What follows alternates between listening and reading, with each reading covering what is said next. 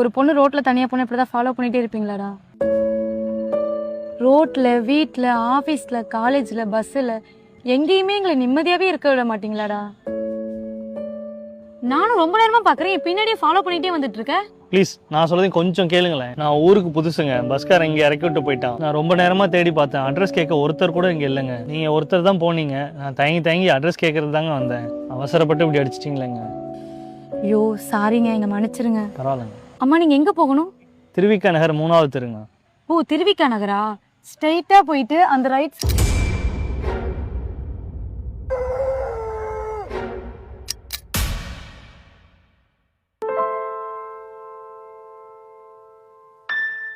எப்போ நாம ஒருத்தரை நம்புறோமோ அப்பதான் நாம ஏமாந்து போறோம்.